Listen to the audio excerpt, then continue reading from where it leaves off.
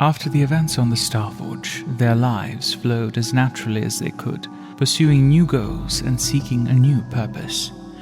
Revan and Bastila would marry and begin to nurture the bond between them. Revan believed that positive emotions such as love helped strengthen the connection to the Force and with other Jedi.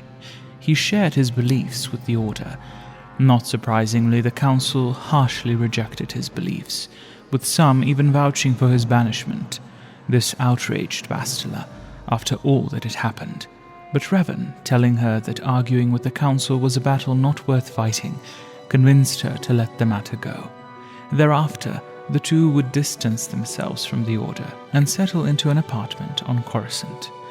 They would live a happy life, but only for a time. 2 years after Malak's defeat, Revan began having nightmares. The same storm in his mind awoke him for a third night in a row. He knew the storm had a meaning. A warning, a vision of the future, a long-forgotten memory. He did not know. Something had happened to him and Malak beyond the Outer Rim.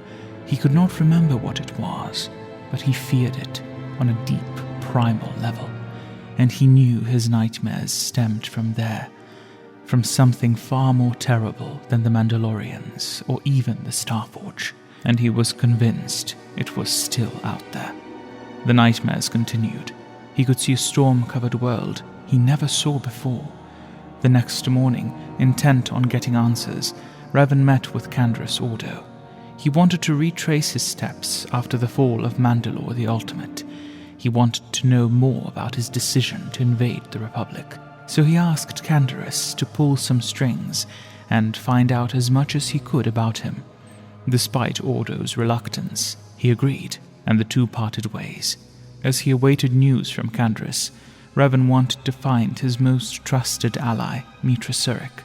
He reached out through the Force, hoping to sense her, but he was shocked to learn he could not feel her presence at all. He headed to the Jedi Temple, wearing his hooded robes to avoid any unwanted attention, and dug through the Jedi archives, searching for information on Surik. Entering her name into the archive search, he began reading an official report written anonymously on the Battle of Malachor V. As he read the report, he could see it was far from objective.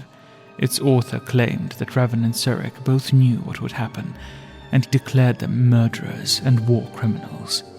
As he read on and learned that Surik returned of her own free will to the Council and was exiled, a voice came from behind, interrupting his search. He could think of few he wanted to encounter less, but there she stood, in her pearl-white robes. As Atris began to mock him for attempting to recapture his lost memories, Revan commented on the poorly written article he had just read, knowing no one other than Atris could have written it. The two entered into a heated discussion about the past. Atris told him how Surik cut herself off from the Force and was banished for her choices at Malachor V, and that she received just punishment. Atris did not care where Surik was now, and hoped to never see her again. She then told Revan that he was not welcome here, and to go back home to his wife, speaking the word with such venom she nearly choked. Revan merely reminded her of the first line of the Jedi Code, for Atris was never good at hiding her emotions. With a curled lip, Atris spun on her heel and stormed out of the room.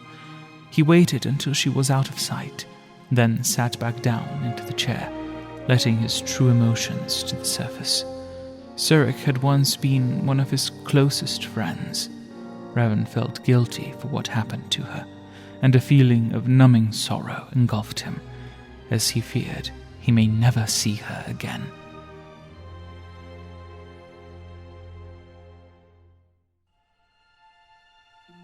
Canderous provided valuable information about Mandalore the Ultimate.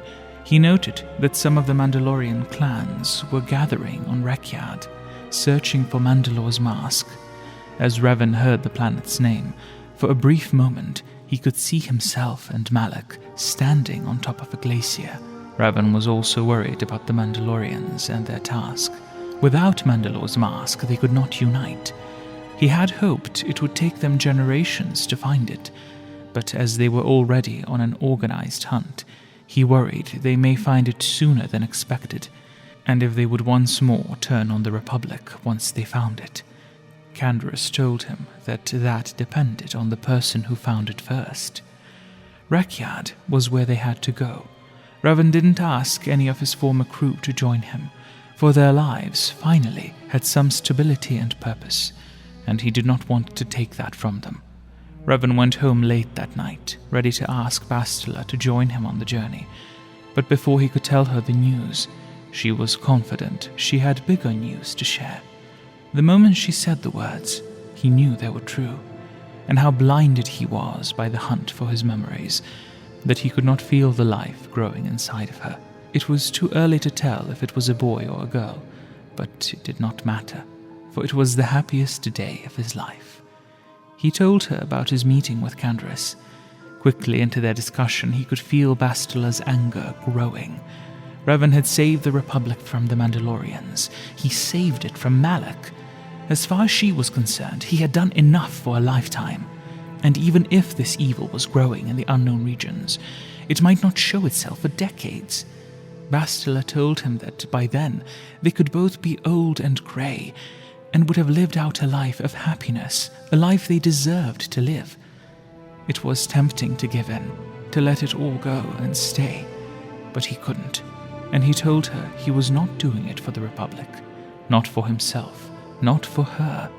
They might not live to face this threat, but their children would, and they had to risk their chance at happiness, so their children, their grandchildren, may never have to face the horrors that are to come.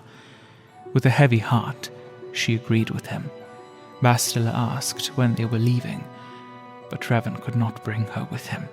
The journey ahead may last for months, longer even.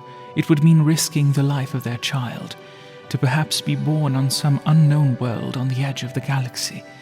Despite her eagerness to be by his side, Bastila didn't even attempt to argue, for she knew he was right.